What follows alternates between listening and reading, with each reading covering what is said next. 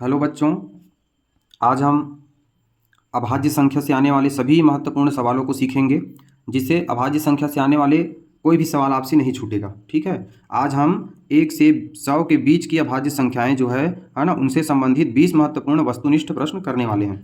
तो वीडियो को ध्यान से देखिएगा और समझते चलिएगा। ठीक है। और ज़रूरत पड़ने पर आप अपने कॉपी में नोट भी कर सकते हैं। ठीक है। तो सबसे पहले हम जानते हैं कि अभाज्य संख्या होती क्या है ना। तो मैंने पिछले वीडियो में आप लोगों को बताया था कि अभाज्य संख्या किसे कहते हैं। तो अभाज्य संख्या उसे कहते हैं जिनके केवल 2 ही गुणनखंड होते हैं। ठीक है। जैसे मैं बताया था, किसी संख्या का 2 ही गुणनखंड मतलब वो किसी 2 ही संख्या से कटेगा। वो संख्या रहेगी या तो 1 या तो खुद। जैसे मैं लेता हूँ 5, इस संख्या को हम किसी संख्या से काटेंगे तो कौन कौन से संख्या से विभाजित होगी? 1 से विभाजित होगी। ठीक है। उसके बाद स्वयं 5 से होगी, स्वयं 5 से होगी। इसके अलावा और किसी संख्या से विभाजित नहीं होगी। तो ये हमारा क्या है? अभाज्य संख्या है। ठीक है। 2 को देख लीजिए, 2 किससे किससे कटेगा? 1 से और खुद से। 3 किससे कटेगा?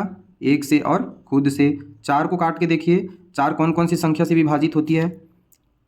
तो 1 से, है ना। 2 दूना 4, 4 एकम 4। यहाँ देखिए, 4 का 2 से अधिक गुणनखंड है, 2 से अधिक गुणनखंड है, इसलिए ये अभाज्य संख्या नहीं है। ये कौन सी संख्या हो जाएगी? भाज्य संख्या हो जाएगी। हम किसी संख्या को अभाज्य संख्या कब जानेंगे? जब उनके 2 ही गुणनखंड होंगे।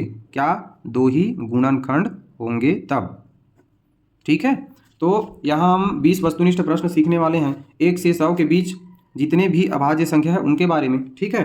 तो सबसे पहले आइए देख लेते हैं कि 1 से 100 के बीच में अभाज्य संख्या कौन कौन सी है और कितनी है। ठीक है।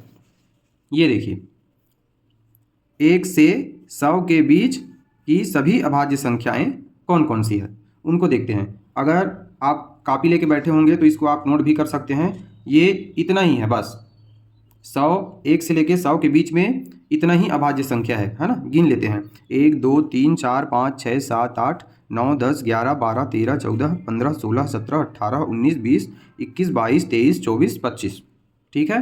तो 1 से लेके 100 के बीच में कितनी अभाज्य संख्या है अगर पूछे, 1 से लेके 100 के बीच कितनी अभाज्य संख्या है पूछे, तो कितनी अभाज्य संख्या है? 25। ठीक है। इतना याद रखना। अब यहाँ पे देखिए, कहाँ से शुरू हो रहा है? 2 से। यहाँ 1 से क्यों शुरू नहीं हो रहा है ना। तो देखिए, 1 इसलिए नहीं हो रहा है क्योंकि हमको अभाज्य संख्या के लिए, है ना, अभाज्य संख्या के लिए कम से कम 2 गुणनखंड चाहिए, है ना। जैसे 5 का 2 गुणनखंड होता है 1 और 5, 2 का गुणनखंड होता है 1 और 2। लेकिन 1 का हम गुणनखंड निकालेंगे तो 1 तो रहेगा ही, और फिर स्वयं संख्या, जैसे यहाँ 1 के साथ साथ स्वयं 5 से भी जा रहा है, तो यहाँ 2 गुणनखंड प्राप्त हुए, लेकिन यहाँ पे सिर्फ 1 ही है, और स्वयं करेंगे तो भी 1 ही होगा। इसीलिए इनके 2 गुणनखंड प्राप्त नहीं हो रहे हैं। इसीलिए ये तो न अभाज्य संख्या है, न अभाज्य संख्या है, और ना ही भाज्य संख्या, क्योंकि भाज्य संख्या के लिए तो 2 से ज़्यादा गुणनखंड चाहिए। ठीक है। तो यहाँ इसलिए 2 से शुरुआत की गई है। ठीक है। क्योंकि सबसे छोटा अभाज्य संख्या हमारा 2 है। ठीक है। अब यहाँ 2 चीज़ देख लीजिए। यहाँ पे 1 से लेके 100 तक की संख्याओं में 25 अभाज्य संख्याएं हैं। ठीक है। अब सबसे छोटा या पहले नंबर में कौन सी अभाज्य संख्या है? 2।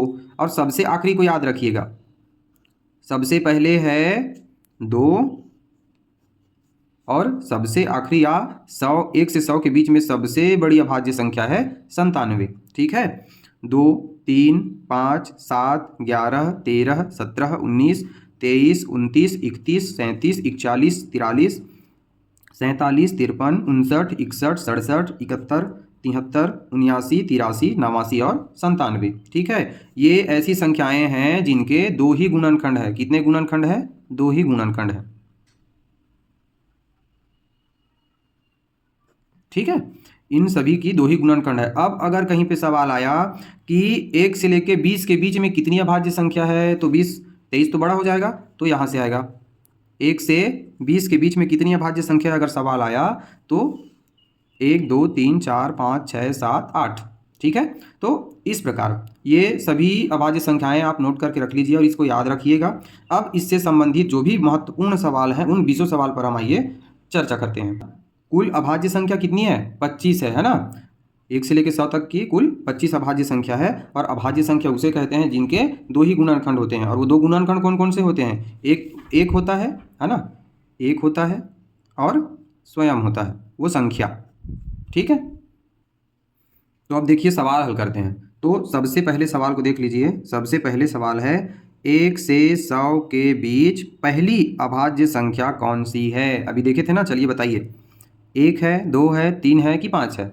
ठीक है, तो सबसे पहले हमने क्या देखा था? सबसे पहले 1 से 100 के बीच में सबसे पहले 2। ठीक है, तो हमारा सही उत्तर क्या हो जाएगा? 2। 1 से 100 के बीच में पहली अभाज्य संख्या कौन सी है? तो 2। ठीक है, उसके बाद दूसरा सवाल, 1 से 100 के बीच सबसे बड़ी अभाज्य संख्या कौन सी है? मैंने आपको कहा था ना कि सबसे शुरू को याद रखना और सबसे आखिरी को याद रखना। तो सबसे शुरू में था हमारा 2 और सबसे आखिरी में क्या है? वेरी गुड, 97 है। ठीक है, तो ये हमारा सही उत्तर है। प्रश्न नंबर 3, 25 अभाज्य है या नहीं? तो 25 अभाज्य संख्या है कि नहीं है? तो अभाज्य संख्या का मतलब है जिनके 2 ही गुणनखंड होंगे। तो पहले देखिए, तो 25 का गुणनखंड निकाल के देखते हैं। 25 किस किस संख्या से भाग जाएगा? 1 से जाएगा, है ना, 5 से भी जाता है, 5 पंचे 25, फिर 25 से जाएगा। तो इसके कितने गुणनखंड निकल गए? कुल टोटल 3 गुणनखंड निकल गए। तो ये हमारी अभाज्य संख्या है क्या? नहीं है, क्योंकि अभाज्य संख्या मतलब जिनके 2 ही गुणनखंड होंगे, जिनके 2 ही गुणनखंड होंगे। लेकिन यहाँ 25 के 3 गुणनखंड हो रहे हैं, इसलिए हमारा उत्तर क्या होगा? नहीं है। ठीक है, हमारा उत्तर क्या होगा? नहीं है। अगला सवाल, चौथा नंबर का सवाल क्या दिया है? निम्न में से कौन अभाज्य है? निम्न में से कौन अभाज्य है ना? तो इनमें से आपको खोजना है कि कौन अभाज्य संख्या है। तो अभाज्य संख्या के लिए 2 ही गुणनखंड चाहिए। तो पहले 21 का देखो, तो 21 किससे किससे जाएगा? 1 से जाएगा, 3 साते 21, 7 तिया 21, 21 एकम 21, इनके तो बहुत सारे गुणनखंड निकल रहे हैं, तो ये उत्तर नहीं होगा, है ना। उसके बाद 23 का देखो, तो 23 1 से जाएगा और खुद 23 से जाएगा, इसके अलावा किसी संख्या से नहीं जाएगा, इसलिए 23 हमारा सही उत्तर होगा, है ना। 27 भी नहीं है अभाज्य, क्योंकि 27 कौन कौन से संख्या से भाग जाएगा? 1 से, 3 सात 1, है ना, 3 नियम 27, 9 तिया 27, फिर 27 एकम 27, बहुत सारी संख्या, ये भी नहीं जाएगा, है ना। 3 11 33, है ना, 11 तिया 33, 33 एकम 33, बहुत सारी संख्याओं से जा रहा है, इसलिए हमारा सबसे सही उत्तर कौन सा होगा? 23 होगा, ऑप्शन नंबर बी। अब उसके बाद 5वां सवाल देखिए, निम्न में से कौन अभाज्य नहीं है?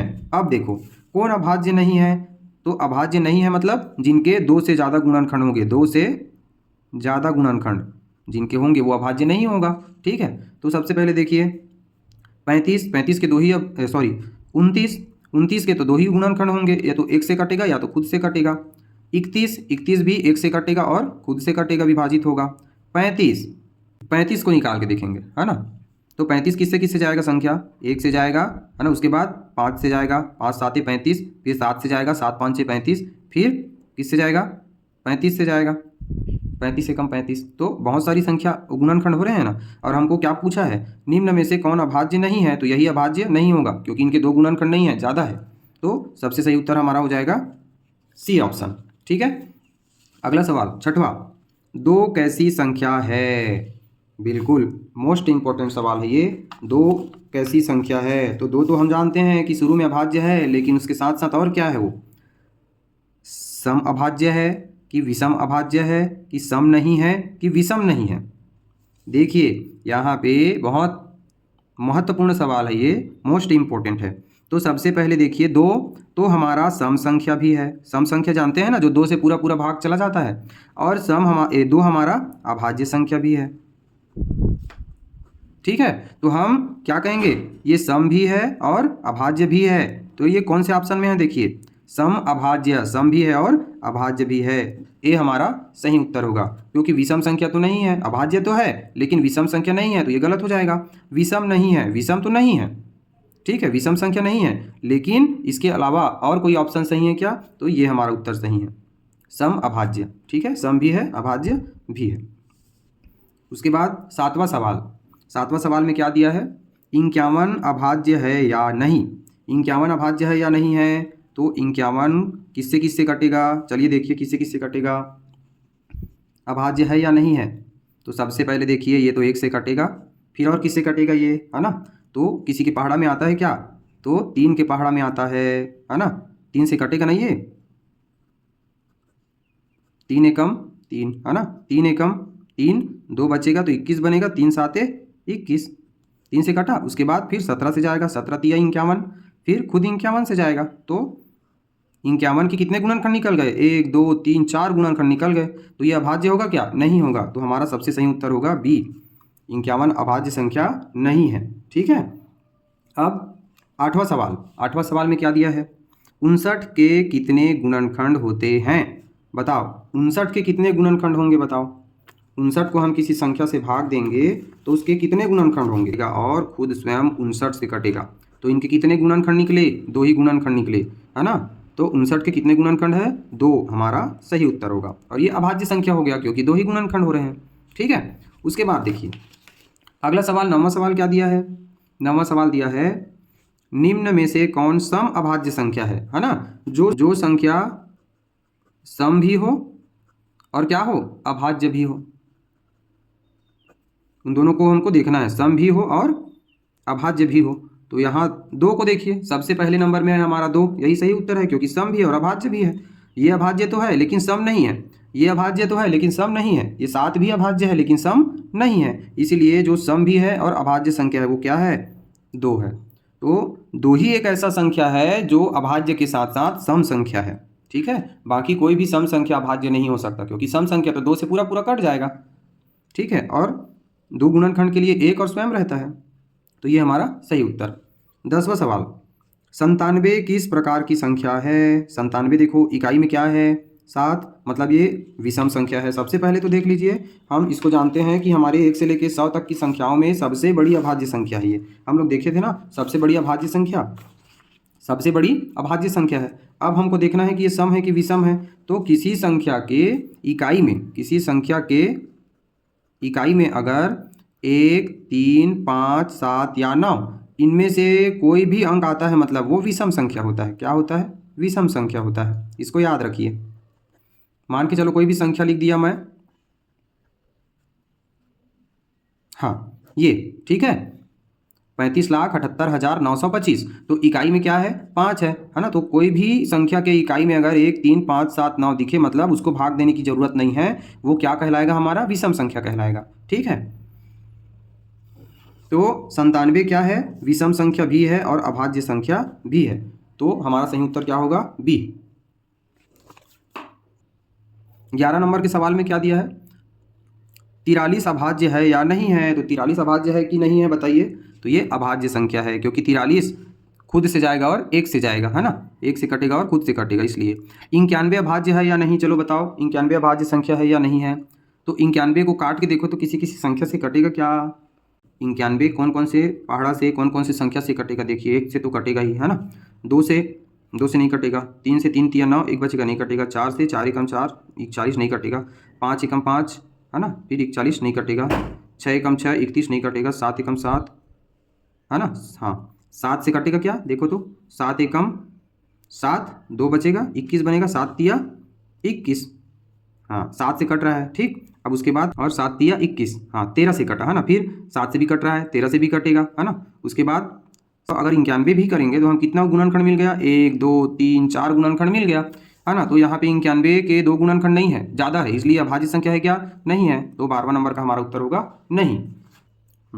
13 नंबर सवाल, निम्न में से कौन सी अभाज्य संख्या है? तो सबसे पहले देखो 39, तो ये 3 से 1 से तो कटेगा ही, फिर 3 से भी कटेगा। 3 एकम 3, 3 तिया 9, फिर 13 तिया 39, फिर 39 एकम 39, बहुत सारे गुणनखंड बन रहे हैं। 41 को देखो, 41 किसी के पहाड़ा में नहीं आता ना, किसी संख्या से विभाजित होगा। तो 41 हमारा सही उत्तर आएगा क्योंकि इसके 1 है और खुद 41 से कटेगा। 73 कैसी संख्या है? 73 सम अभाज्य है कि विषम अभाज्य है कि सम नहीं है कि विषम नहीं है? चलिए बताइए। तो 73 तो सबसे पहले देखिए इकाई में 1 3 5 7 9 में से 3 है क्या? हाँ, तो विषम संख्या है। तो विषम विषम वाला कौन है? देखो तो पहले ये है विषम, ये है विषम। अब उसके बाद हाँ 73 अभाज्य है कि भाज्य है? तो 73 अभाज्य संख्या है। तो देखो कहाँ पे है विषम के साथ अभाज्य, ये ऑप्शन नंबर बी हमारा सही उत्तर है ना। 73 विषम संख्या भी है और अभाज्य संख्या भी है। 15 नंबर का सवाल क्या दिया है? 87 अभाज्य है या नहीं? 87 अभाज्य है कि नहीं बताओ। 87 किसी संख्या से कटेगा क्या? 87 को काट के देखो,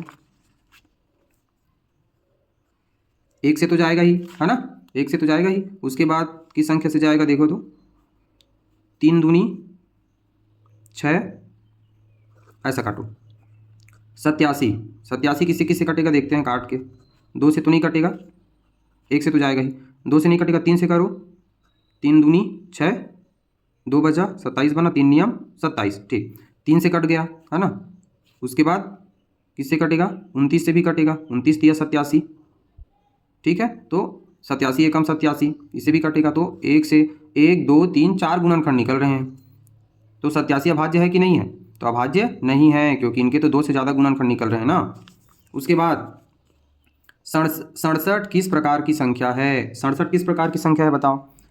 सम है क्या, नहीं है। 1 3 5 7 9 में से 7 आ रहा है इकाई में, मतलब विषम संख्या है, विषम संख्या। उसके बाद अभाज्य है कि नहीं है, तो ये भी क्या है, अभाज्य संख्या है। तो ऑप्शन नंबर बी हमारा उत्तर हो जाएगा। 1 से लेकर 100 तक की अभाज्य संख्याओं को आप लिख के रखिए और उसको याद रखिए, फिर आपके सभी सवाल बन जाएंगे। उसके बाद 19 के कितने गुणनखंड होते हैं, 19 के कितने गुणनखंड होते हैं, चलो बताओ। 19 के कितने गुणनखंड होंगे, 1 से जाएगा भाग, है ना। और किससे कटेगा ये, 2 से जाएगा क्या, नहीं। 3 से, 4 से, 5 से, 6 से, नहीं। किससे जाएगा, पूरा 19 से। तो इनके या तो 1 होगा या तो स्वयं 19 होगा, 2 ही गुणनखंड आ रहे हैं, मतलब कितने गुणनखंड पूछा है ना, तो हमारा ऑप्शन नंबर बी सही उत्तर हो जाएगा, ठीक है। उसके बाद 18 नंबर का सवाल पढ़ो। निम्न में से कौन अभाज्य नहीं है, निम्न में से कौन अभाज्य संख्या नहीं है। ऐसी कौन सी संख्या है जिसके 2 से ज़्यादा गुणनखंड आएंगे, वही अभाज्य नहीं रहेगा। तो यहाँ हमारा सबसे सही उत्तर है 57। क्या, 57, क्योंकि 57 के 2 से ज़्यादा गुणनखंड निकलेंगे। या तो 57 1 से जाएगा, फिर 2 से काट के देखो, 2 से 2 से तो नहीं जाएगा, 3 एकम 3, 2 बचा 27 हुआ, 3 नियम 27, तो 3 से कट गया, फिर 19 दिया 57, फिर 57 एकम 57, 1 2 3 4 गुणनखंड निकल रहे हैं। तो ये हमारा अभाज्य संख्या नहीं होगा, ठीक है। तो क्या पूछा है, निम्न में से कौन अभाज्य नहीं है, तो ऑप्शन नंबर बी हमारा राइट उत्तर है। 19वां सवाल है, कुल अभाज्य संख्याएं 1 से 100 के बीच कितनी है। तो मैं बताया था ना, 1 से लेकर 100 तक की कुल कितनी अभाज्य संख्याएं हैं, 25, इसको याद रखिए, ठीक है। 20वां सवाल आप बनाकर दिखाइए। 20वां सवाल में क्या है, अभाज्य संख्या के कितने गुणनखंड होते हैं। अभाज्य संख्या के कितने गुणनखंड होते हैं, कमेंट बॉक्स में जरूर बताइए। देखते हैं किसका किसका राइट होगा। अभाज्य संख्या के 1 गुणनखंड होते हैं, 2 गुणनखंड होते हैं, 3 गुणनखंड होते हैं, या बहुत सारे गुणनखंड होते हैं। इसका जवाब कमेंट बॉक्स में दीजिए। आज के लिए बस इतना ही, मिलते हैं एक नई वीडियो में फिर बहुत महत्वपूर्ण सवालों के साथ।